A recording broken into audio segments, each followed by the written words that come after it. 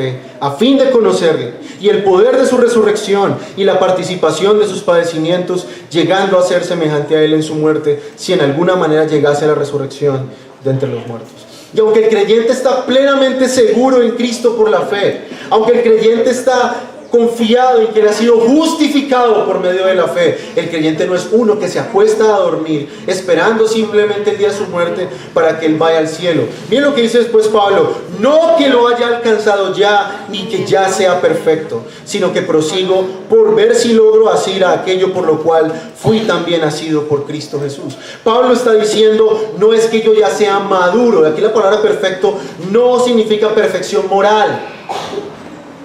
Esta semana hablaba con una persona y había algo que las personas generalmente piensan del cristianismo, y es que un cristiano es una persona perfecta, es una persona que nunca falla, es una persona que nunca peca. Y entonces hay personas que sacan la siguiente excusa: ay, no, es que yo no me vuelvo cristiano ni tomo en serio el evangelio porque yo sé que después voy a fallarle al Señor. Obvio que va a fallar al Señor, obvio. Porque todavía hay una naturaleza pecaminosa en nosotros, que batalla en nuestros miembros, que lucha en nuestro corazón. Así que esa es una excusa barata, ¿cierto? Y hueca, de aquellas personas que simplemente son pusilánimes y no quieren tomar en serio el evangelio. Así que Pablo dice, el no ser perfecto no es una excusa. Pablo sigue avanzando, dice Pablo: hermanos, yo mismo no pretendo haberlo ya alcanzado, pero una cosa hago, olvidando ciertamente lo que queda atrás y extendiéndome a lo que está por delante. Pablo nos está mostrando la actitud del creyente de su santificación.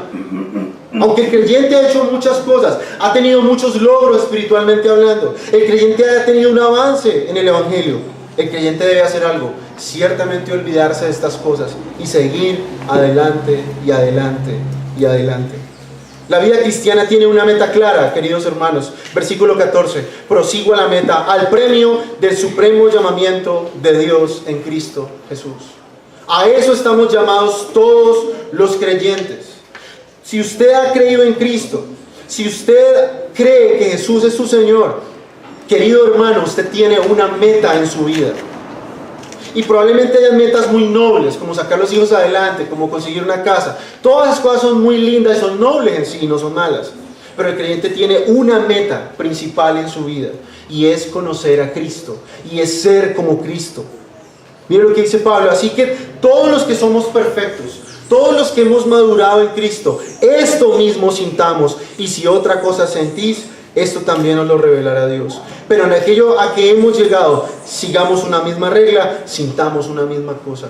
Todos los creyentes deben estar enfocados en una misma meta, y es alcanzar a Cristo. Si tú no estás con el deseo realmente en tu corazón de alcanzar esa meta, probablemente no eres creyente. Probablemente eres meramente un simpatizante del cristianismo. Te parecen bonitos sus valores, sus enseñanzas, te parecen cosas hermosas, pero la meta de tu vida no es Cristo. Déjame decirte, no te engañes, no eres creyente. Si vives para las cosas de este mundo y las metas de este mundo son más importantes que el ser hallado en Cristo, déjame decirte, no eres creyente. Con toda certeza te lo puedo decir, no eres cristiano. Arrepiéntete, cree en Cristo. Busca ser justificado en Él. Y después de ser justificado en Él, después de creer en Él, corre hacia la meta. Corre hacia Cristo. Después Pablo en el versículo siguiente nos dice esto: hermanos, sed imitadores de mí. ¿En qué? En esto mismo, en correr la carrera, en seguir hacia adelante. Y mirad a los que así se conducen según el ejemplo que tenéis en nosotros. Los creyentes no solamente tienen una meta, sino que los creyentes tienen a otros que ellos imitan, que también están corriendo por el mismo propósito. Así que ese cristianismo llanero solitario no existe en las Escrituras. Ese cuento de que yo no necesito de los hermanos, no necesito de la amistad y el compañerismo de otros hermanos, es pura mentira. Pablo nos deja claro aquí que los creyentes corremos esta carrera imitando a otros. Y mire cómo Pablo nos da un mandamiento: mirad a los que así se conducen según el ejemplo que tenéis en nosotros. Los creyentes han de mirar el ejemplo de otros creyentes y correr como ellos corren. Así que en ese sermón establecimos dos cosas. Por un lado, debemos ser ejemplo para los que están detrás de nosotros, que nos imitan en nuestra conducta mientras nosotros corremos hacia Cristo. Y los creyentes tienen la responsabilidad de mirar el ejemplo de otros hermanos más maduros. Así que si usted tiene la mentalidad llanero solitaria, de pensar que usted puede ser creyente simplemente a sus propias expensas, déjeme decirle que usted está engañado. Necesitamos verdaderamente el ejemplo de otros hermanos para poder correr en la fe, para poder nosotros ver el ejemplo, imitar a otros. Yo sé que muchas personas se excusan en los malos ejemplos. Pero es que esa persona era creyente y abandonó la fe. Yo por eso. Pablo está diciendo que los creyentes deben tener mucho cuidado de los que dan mal ejemplo, pero deben seguir a los que dan buen ejemplo. Miren lo que dice en el verso siguiente. Porque por ahí andan muchos, de los cuales os dije muchas veces, y aún lo digo llorando, que son enemigos de la cruz de Cristo. Obviamente habían malos ejemplos. Obviamente habían personas que no estaban caminando conforme al estándar de Cristo, conforme al ejemplo que Pablo les estaba dando. Y si Pablo dice en los versículos más atrás que él tiene por basura todas esas cosas que las que él se gloriaba antes y ahora corre hacia Cristo, obviamente que habían malos ejemplos. No habían hombres que caminaran de esa manera. De hecho era todo lo contrario. Y decían que eran creyentes. Dice, son enemigos de la cruz de Cristo, el fin de los cuales será su perdición, cuyo Dios es el vientre, es decir, sus deseos pecaminosos, cuya gloria es su vergüenza. Estas personas se glorían en cosas en que los inconversos les daría vergüenza. Es decir, para estas personas que dicen ser cristianas, muchas cosas pecaminosas son motivo de orgullo para ellos. ¿Cierto? Y Pablo está diciendo que estas personas son un mal ejemplo para los filipenses. Su fin es la destrucción. Estas personas creen que son creyentes, creen que son cristianas, pero el final de ellos será la condenación. El final de ellos será ir al infierno por sus pecados, porque ellos siguen los deseos de su corazón, ellos siguen los deseos de sus apetitos carnales, podríamos traducir así la palabra vientre, y se glorían por ende en cosas que son vergonzosas, en pecado. Y mire cómo Pablo resume estas tres cosas, que solo piensan en lo terrenal. Y aquí la palabra terrenal no hace alusión a cosas que son nobles, ¿cierto? Sino a todas aquellas cosas que son contrapuestas al pensamiento de un creyente. Los creyentes han de meditar en las cosas celestiales. Los creyentes han de tener claras sus metas espirituales, ¿cierto? Pero estas personas que dan mal ejemplo solo piensan en lo terrenal. Son mundanos, son terrenales, son sensuales. Mira lo que dice Pablo: mas nuestra ciudadanía está en los cielos, de donde también esperamos al Salvador, al Señor Jesucristo. Mientras estos hombres piensan en las cosas terrenales, Pablo dice: nuestra ciudadanía está en los cielos. Nosotros no somos de esta ciudad. Los creyentes tienen doble nacionalidad. Son colombianos y cristianos. Cristiano es una nacionalidad, hermanos. No es meramente un título. Y dice Pablo: de donde también esperamos al Salvador, al Señor Jesucristo, el cual transformará el cuerpo y la humillación nuestra para que sea semejante al cuerpo de la gloria suya, por el poder con el cual también puede sujetar a sí mismo todas las cosas. Pablo está diciendo que la mayor motivación para él caminar de esta manera, para él no pensar en las cosas terrenales, para no enredarse en el pecado, para no darle rienda suelta a sus deseos, es en la esperanza final de los creyentes. Y aquí hay una cosa que tenemos que aclarar: el fin de los creyentes no es ir al cielo, queridos hermanos. El fin de nuestra salvación no es morirme y irme para el cielo y listo. Yo sé que hemos sido enseñados de esa manera, pero es un error. La resurrección de los creyentes, el día que Cristo venga a juzgar al mundo, el día en que Cristo dará cuerpos glorificados a los creyentes, esa es la esperanza mayor que tenemos en Cristo. No es solamente morir y estar en su presencia, en el estado intermedio, sino que un día Cristo volverá y transformará el cuerpo de nuestra humillación, es decir, este cuerpo caído, sujeto a pasiones, y lo transformará ¿en qué? En un cuerpo como el de Él, un cuerpo glorioso. Ahora, la pregunta que hicimos en ese sermón es: ¿realmente esta es tu esperanza, hermano? ¿Anhelas ansiosamente aquel día en que tú tendrás un cuerpo glorificado, que ya no pecará más, que ya no tendrá más deseos pecaminosos en su corazón, que ya no le inclinará, ¿cierto?, a dejarse llevar por las tentaciones, que ya no te sufrirá ninguna de las consecuencias de la caída, sino que será un cuerpo totalmente glorificado. Esa es realmente tu esperanza, es allí donde tú miras, es allí hacia donde te lleva tu ciudadanía celestial, porque eso es pensar en las cosas celestiales, en contraposición contra los que piensan en las cosas terrenales. Luego, después de esto, el apóstol Pablo entra en el capítulo siguiente a decirnos esto. Estoy haciendo un gran recuento, ¿cierto? Que no quiero que perdamos todo lo que hemos visto hasta ahora. Así que, hermanos míos y deseados, gozo y corona mía, estad firmes en el Señor, amados. ¿Cuál es la actitud de los creyentes después de meditar en todas estas cosas? Si lo que nos espera es la glorificación, es tener un cuerpo glorificado en un cielo nuevo y una tierra nueva, ¿qué es lo que los creyentes deben hacer? Estar firmes. ¿Cuál es nuestro mandato, hermanos, en esta carrera? Estar firmes. No dejarnos mover de nuestra esperanza. No dejar que nuestros deseos, no dejar que nuestras pasiones, no dejar que el mundo, no dejar que el diablo nos mueva de donde estamos. Dice Pablo, hermanos míos amados y deseados. Pablo tiene un gran amor por esta iglesia. Pablo tiene un gran amor por los filipenses. Él tiene una relación muy estrecha con estos hermanos. Tanto así que les llama gozo y corona mía. Estad firmes. Ahora, dentro de la iglesia pueden haber problemas. Dentro de la iglesia pueden haber disputas entre hermanos. Eso es algo más común de lo que uno puede pensar. Ahora, si le pasa al apóstol Pablo en su tiempo, ¿quién nos asegura que ahora no va a pasar? Dice Pablo, ruego a Evodia y a Síntique que sean de un mismo sentir en el Señor. Y esta palabra, un mismo sentir, es una palabra muy característica del libro de Filipenses. Es tener una misma meta, es poner nuestros esfuerzos hacia un mismo lugar, ¿cierto? Estar unánimes, tener un mismo pensamiento hacia el Evangelio. Ahora, estas mujeres tenían un desacuerdo. No sabemos por qué había un desacuerdo. Pero si vemos nosotros la carta a los filipenses, probablemente estas mujeres habían olvidado que los creyentes no deben buscar lo suyo, sino lo que es de Cristo.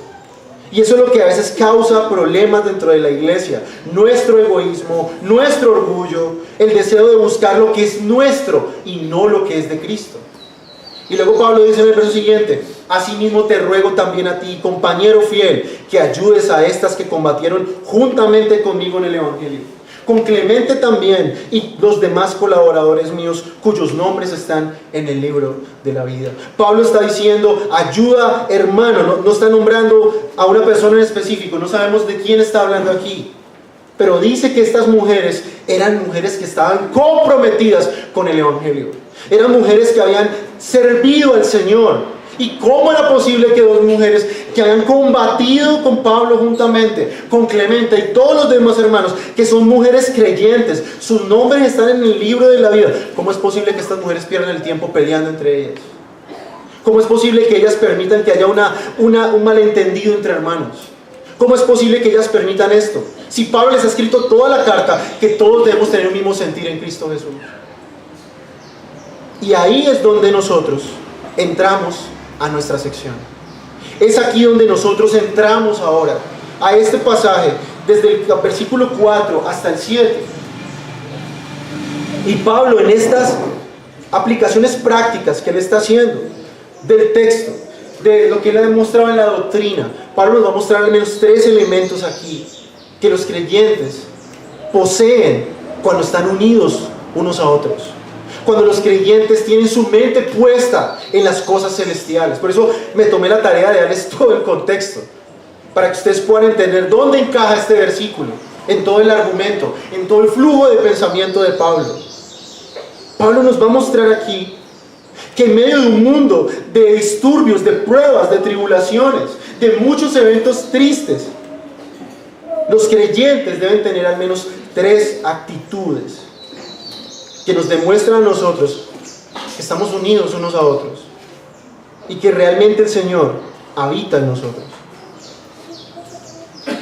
Si ustedes miran las noticias, los creyentes hoy en día están siendo atacados de una forma más abierta y con la misma aprobación del mundo, con la misma aprobación de los medios de comunicación.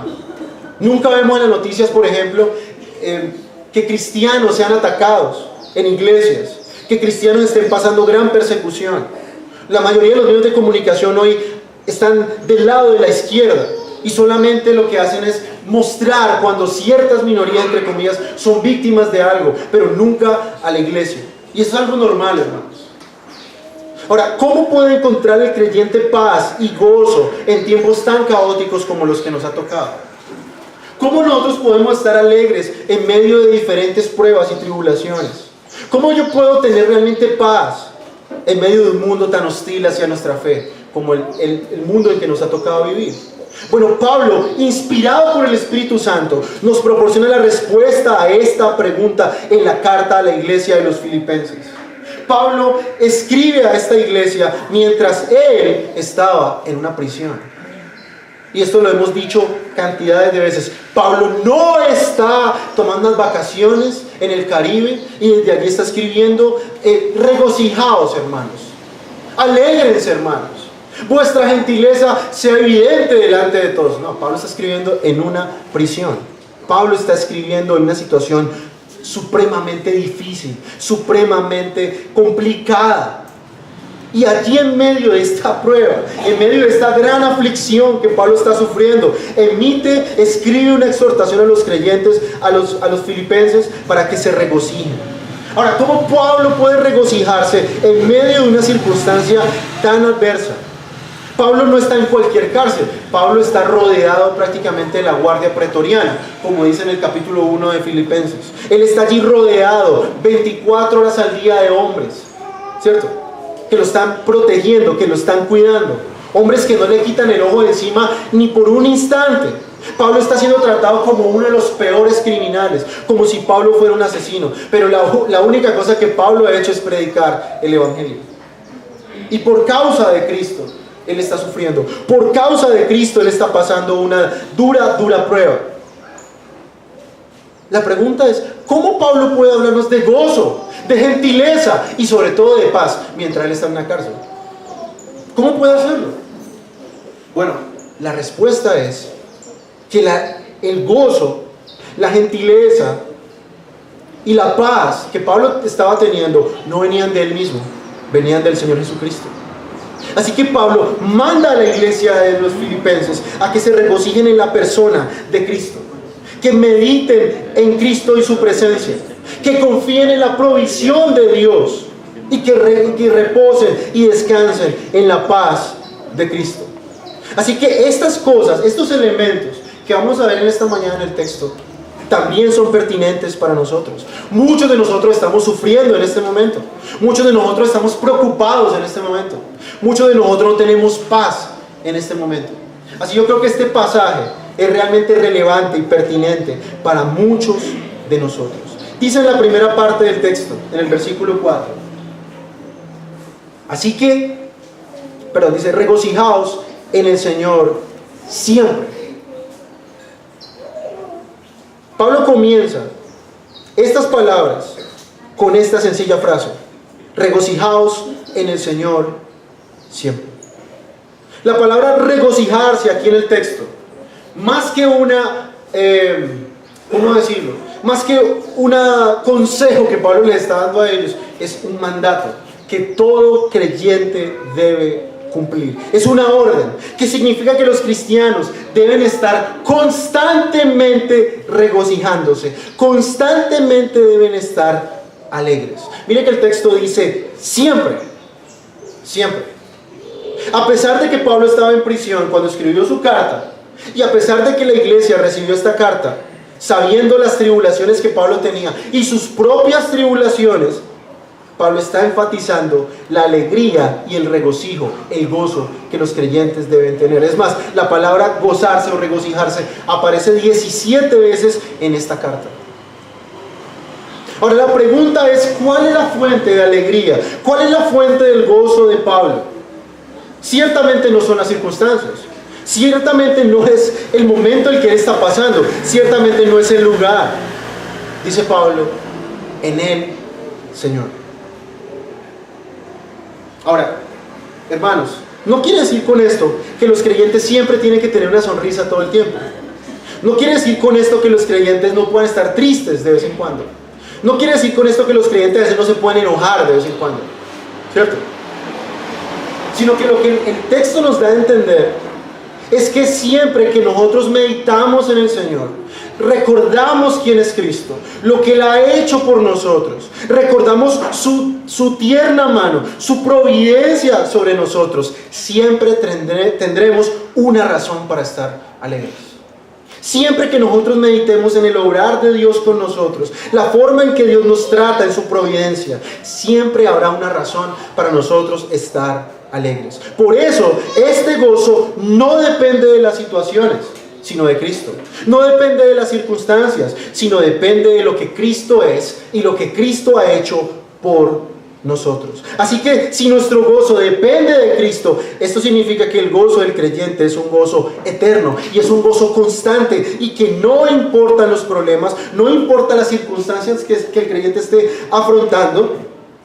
Si el creyente medita en Cristo y recuerda quién es Él, y que si Él está pasando por una situación muy difícil, aún así esto es orquestado por su mano, por su sabiduría, por su amor, por su ternura, por muy difícil que esto sea, hermanos, el creyente tiene una razón para regocijarse. Miren a Pablo, a pesar de que él está en una prisión, a pesar de que él está pasando una circunstancia tan difícil, él está alegre, porque Pablo no pensaba en su circunstancia, Pablo estaba pensando en el Cristo que estaba detrás de esas circunstancias, moviendo todas las cosas de una forma amorosa. Así que la fuente de alegría del creyente es Cristo. Él es la fuente de gozo. Él es quien nunca cambia. Él es el que siempre es amoroso con su pueblo. A pesar de que las circunstancias de la vida sean contrarias, debemos regocijarnos en el hecho que hay un Dios bueno, poderoso, justo y santo e incomprensible, que está moviendo todas las circunstancias para mi bien. Eso es lo que Pablo estaba pensando, y por eso Pablo se podía regocijar. ¿No es acaso lo mismo que dice Santiago en el capítulo 1? Que nos gocemos en diferentes pruebas, sabiendo que Dios está obrando en nosotros para que seamos más maduros en la fe. Así que para el creyente, ninguna circunstancia es de desperdicio, ninguna circunstancia debe ser menospreciada por muy difícil que ésta sea. Todas han sido orquestadas por nuestro Dios, todas han sido orquestadas por Cristo para nuestro beneficio. Por eso Pablo puede decir con toda autoridad moral: regocíjense siempre, no en sus circunstancias, en el Señor. Así que, hermano, ya sabiendo estas cosas, no hay excusa para que usted no se regocije en el Señor. No hay excusa para que usted se deje llenar de desesperanza, de desespero, si usted es creyente. Porque nuestro gozo y nuestra alegría no dependen de las circunstancias. Obviamente, si miramos las circunstancias, pues nos vamos a llenar de desespero y de tristeza, y nos vamos a poner mal, se nos va a bajar el ánimo, obviamente. Pero si pensamos en el Cristo que está detrás de estas circunstancias que Él permite, si miramos a aquel Cristo que ha muerto en la cruz por mí, que me ha perdonado mis pecados, que me ha hecho una nueva persona, entonces sí tengo de qué regocijarme, sí tengo de qué alegrarme.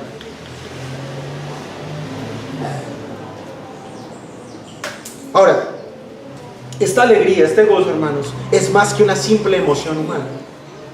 Como dice MacArthur, el gozo no es un sentimiento. Ojo, esto no es un sentimiento. Es la confianza profunda de que Dios está en control de todo para el bien del creyente y su propia gloria. Por lo tanto, todo está bien, como dice nuestro himno. Estoy bien, no importa cuáles sean las circunstancias. Este gozo no es una alegría, una mera emoción. ¿Qué es? Es la confianza que nosotros tenemos de que Dios está al control de todas las cosas para el bien del creyente. Así que, mi hermano, si usted está pasando en este momento una dura circunstancia, un duro momento, déjenme decirle, es la mejor oportunidad que usted tiene para demostrar que este pasaje es verdad.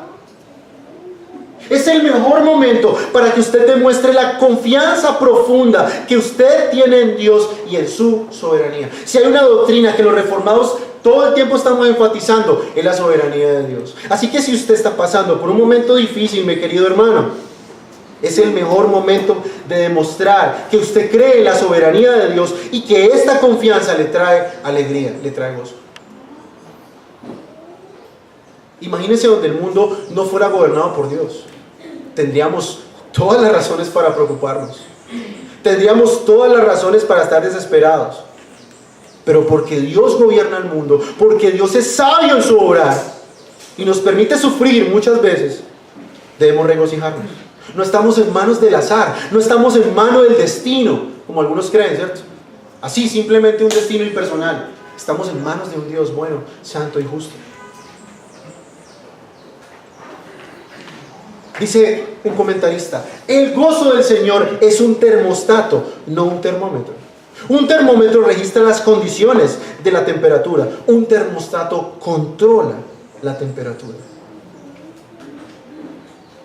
Así que, si nos alegramos, esta alegría debe ser permanente y constante, porque Cristo es constante. Ahora, miren lo que dice después el texto.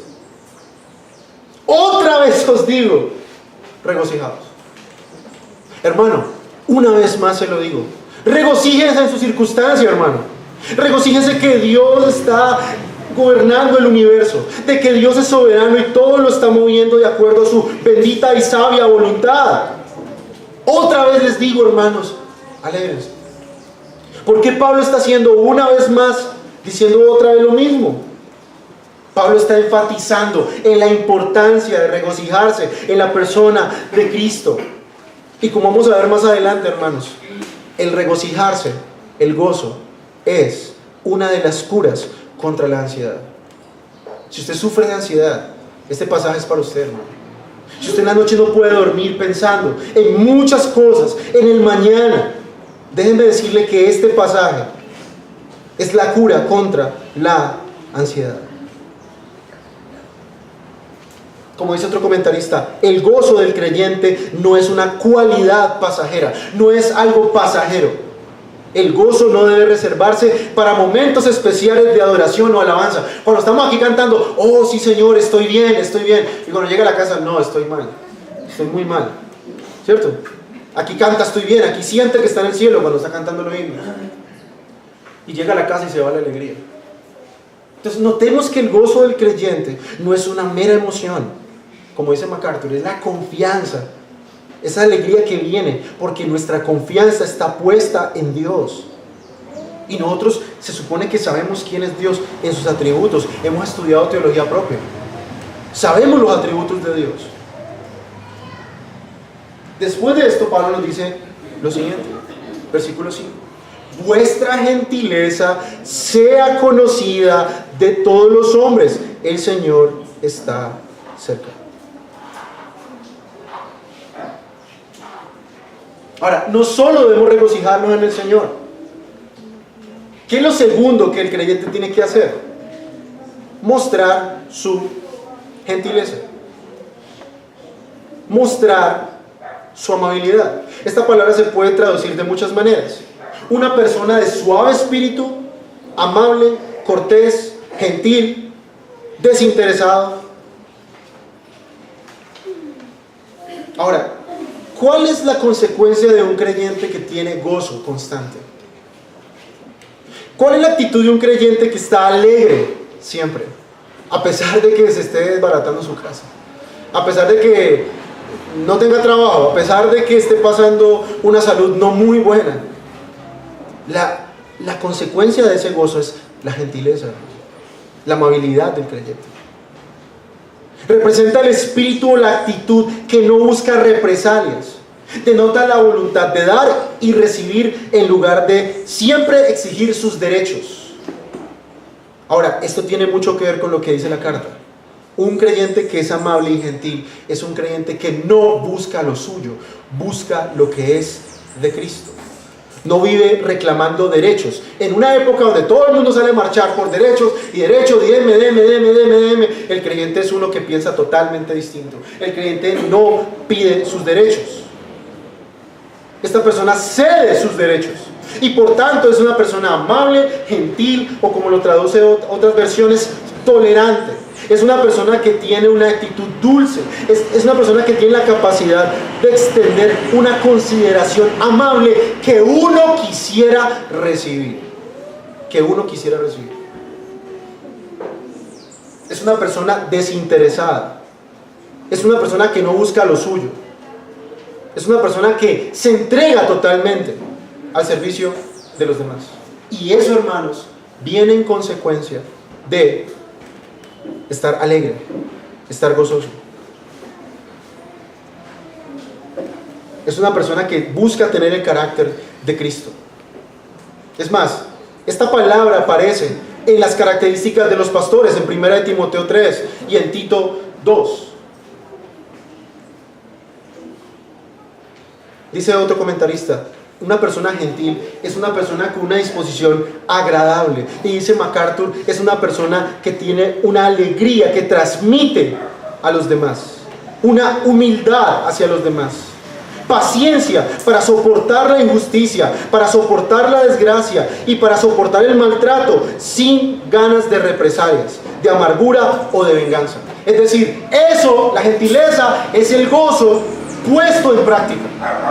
Por eso vemos que está ligado. Pareciera que son pasajes que no tienen nada que ver uno con el otro. Sí tiene que ver. La gentileza es el gozo puesto en práctica.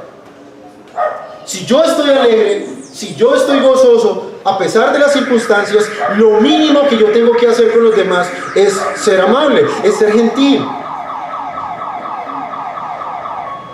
Ahora miren ustedes a Pablo en medio de una cárcel, pasando semejante aflicción. ¿Y qué hace Pablo? Ser amable, tener paciencia con los que están persiguiéndolo, porque Pablo está alegre, porque Pablo está gozoso, porque Pablo confía en Dios y no en las circunstancias. Ahora, mire que Pablo dice esto: vuestra gentileza sea evidente a todos los hombres. La gentileza es algo que los creyentes deben mostrar de una manera pública. Es una característica que todos, ojo con esto, todos los creyentes debemos tener. Esto no es, es que yo soy así, yo soy como amargado. Es que yo casi, soy así. Por Dios, se le nota el gozo, hermano. Se nota la alegría en el rostro. ¿Cierto? No. Y sin importar nuestra personalidad, esto es uno del fruto del Espíritu, uno de los frutos, bueno, no frutos, es una de las características del fruto del Espíritu del creyente. Y es una evidencia inequívoca de que el creyente está gozoso en el Señor. Es amable hacia los demás, es gentil, no reclama sus derechos. Ahora, mira lo que dice después: el Señor está cerca. Ahora, esta palabra, esta frase, tiene al menos dos connotaciones que no es muy fácil de interpretar en el texto.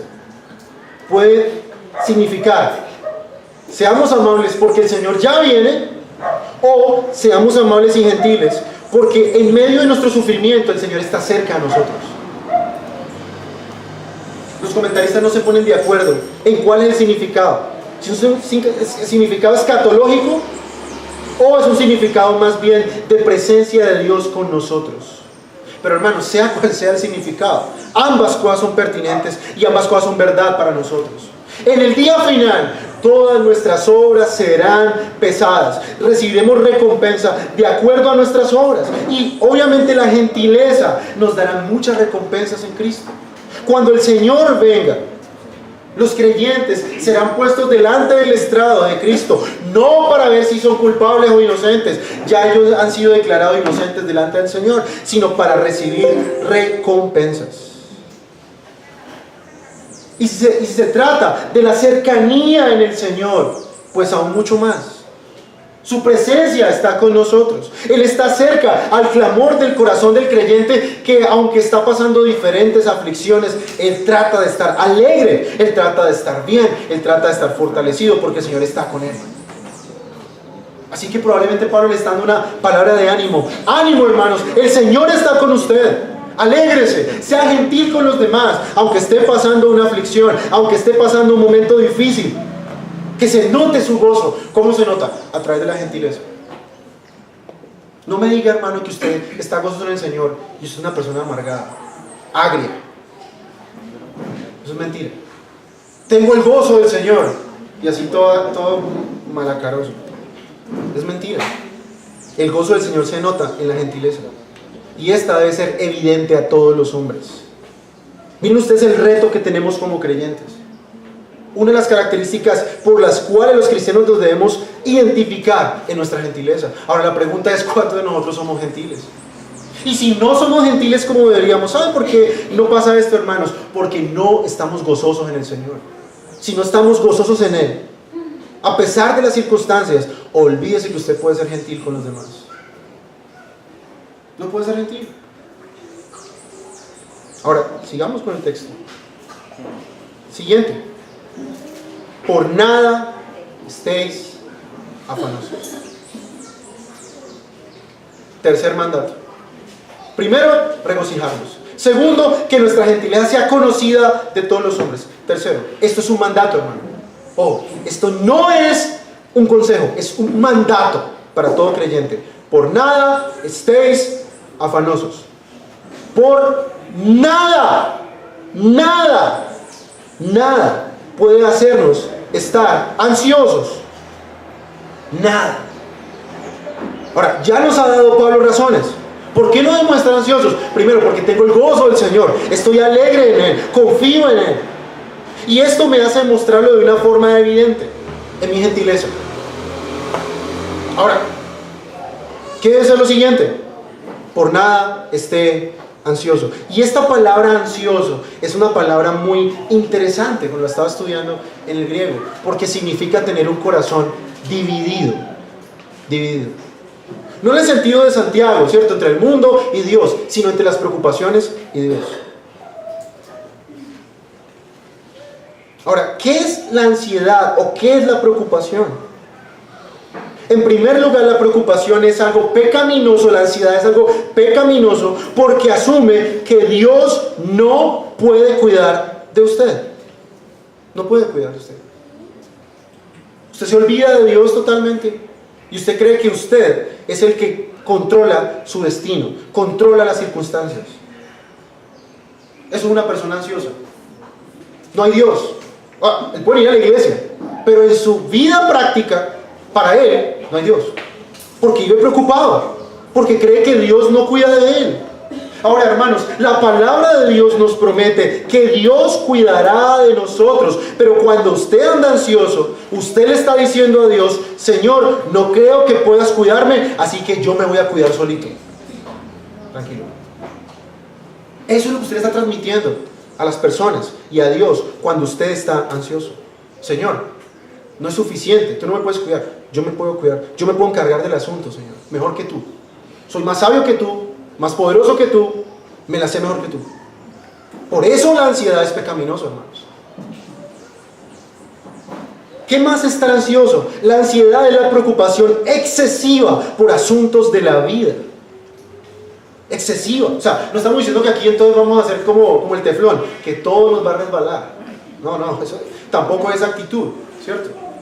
La preocupación es una preocupación excesiva por cosas de este mundo. La preocupación sucede cuando estás tan ensimismado con los problemas de la vida que no puedes pensar en otra cosa. Es un sentimiento que consume todo y que produce incertidumbre y produce miedo, y eso es pecaminoso.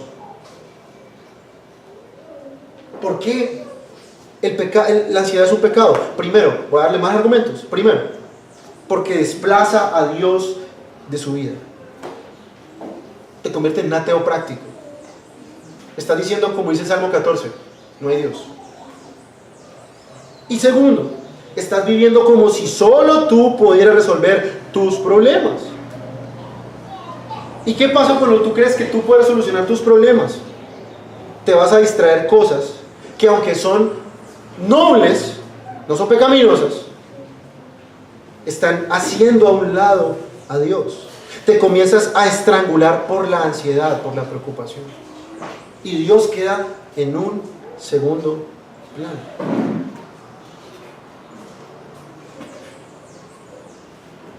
Dice un comentarista, la ansiedad o la preocupación son un gran problema para muchas personas, incluso para muchos creyentes. Para muchos creyentes. ¿Cuál es la cura? Por nada estéis ansiosos, por nada estéis afanados. ¿Qué sigue? Sino, hay un contraste, sino, primero, sean conocidas vuestras peticiones delante de Dios en toda oración y ruego con acción de gracias. ¿Cuál es el exterminador de la ansiedad? Nuestra dependencia de Dios. Si la ansiedad nos hace ver como si Dios no existiera, pues el antídoto es pedirle a Dios, rogar a Dios, venir delante del Señor en oración. Ahora, algo tan sencillo como esto le ahorraría miles de pesos a personas que toman inclusive medicamentos para poder dormir por la ansiedad. Si la gente realmente conociera estos pasajes, conocieran a Cristo, no estarían tirándose en un puente, no estarían ahorcándose, no estarían tentados a tirarse por el balcón de su casa. Como escuché una historia de un hombre hace la semana pasada que estaba tan agobiado por tantas preocupaciones y cosas que el tipo volteó a mirar así, él vio como en ¿qué? ¿9º piso era? Un 12º piso. Yo creo que quedé vivo. Y el tipo alcanzó a mirar así, nos contaba en su historia, miraba así el balcón y decía, se me pasaron cosas locas por la mente, nos decía. Si las personas conocieran realmente a Cristo, tuvieran gozo realmente en su corazón, no estarían pensando cosas extrañas, no estarían tentados a suicidarse. Dice Pablo, por nada estéis afanosos, sino sean conocidas vuestras peticiones delante de Dios. Hermano, ¿cuál es la cura para esa ansiedad que usted tiene? Orar, rogar y dar gracias. 3 cosas: orar, rogar y dar gracias. Primero, una persona que está ansiosa jamás ora. Si orara no estaría ansioso.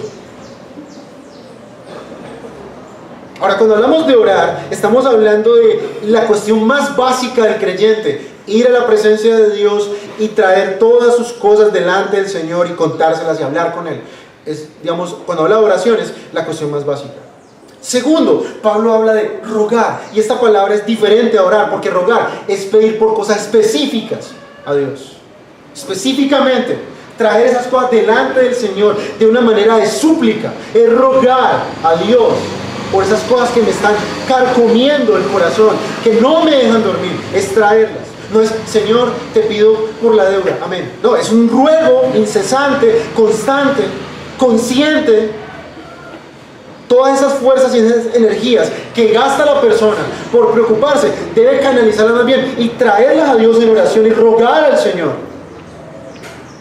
Y en tercer lugar, Pablo nos dice que el tercer elemento de esta cura es las acciones de gracias. Una persona ansiosa jamás le da gracias a Dios por lo que ya tiene. Jamás. El que está ansioso jamás ve lo bueno que Dios ha hecho. Está ciego. Está tan ciego, enceguecido por su ansiedad que ni siquiera ve las cosas buenas que Dios ha hecho. Una persona ansiosa no tiene esperanza en Dios, sino en sí mismo. Y como el ser humano es limitado, esto produce la ansiedad. Nuestra propia incapacidad, el ver que estamos limitados, el ver que esas cosas se nos salen de las manos, hace que nosotros estemos ansiosos.